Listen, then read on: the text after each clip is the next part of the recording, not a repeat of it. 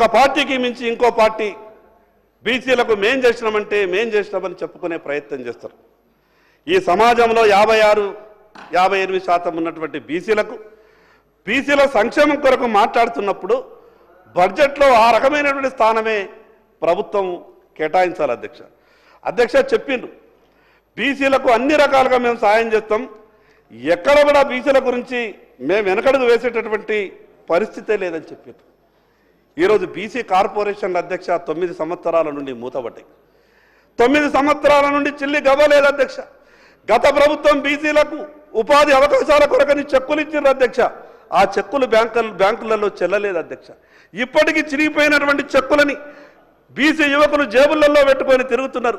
కొత్తగా వచ్చినటువంటి ప్రభుత్వమైనా సరే బ్యాంకులలో ఏమన్నా నగదు జమ చేసి మాకేమైనా సాయం చేస్తారేమని ఈ రోజు కూడా బీసీ యువకులు తిరిగిన చెక్కుల్ని జేబులో పెట్టుకొని తిరుగుతున్నారు. కాబట్టి మీ ద్వారా గౌరవ బీసీ మంత్రివర్యులకు విజ్ఞప్తి చేస్తున్నా, మీ మీద తెలంగాణ బీసీ సమాజం అంతా గొప్ప ఆశలు పెట్టుకున్నది. కాబట్టి మీరు ఎక్కువ నిధులు కేటాయించే విధంగా ప్రయత్నం చేయాలి అధ్యక్ష.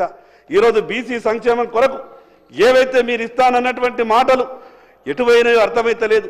మీరు పెట్టినటువంటి పద్దు ఈరోజు బీసీలకు ఎటు కాదు అధ్యక్ష. బీసీలకు మిగతా దారి లేదు అధ్యక్ష.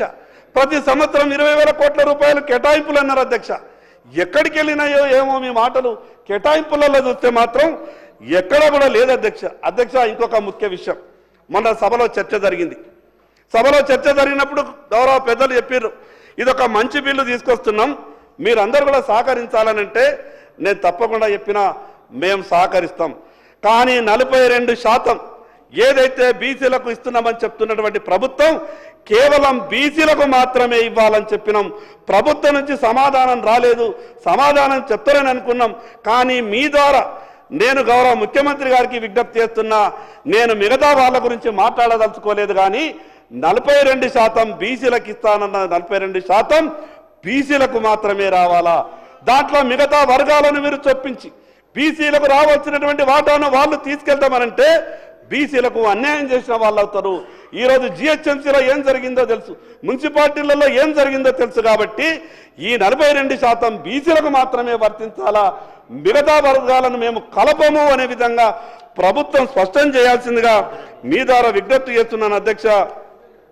లేటెస్ట్ న్యూస్ తెలుగు మరియు ఇంగ్లీష్ అప్డేట్స్ కోసం ఇప్పుడే క్యూన్యూస్ అఫీషియల్ యాప్ ని ప్లే స్టోర్ నుండి డౌన్లోడ్ చేసుకోండి. సరికొత్త సమాచారాల కోసం క్యూన్యూస్ వెబ్సైట్ ని ఫాలో అవ్వండి. ఛానల్లో ప్రాంతీయ, జాతీయ, అంతర్జాతీయ వార్తలు వీక్షించండి. లైక్ చేయండి.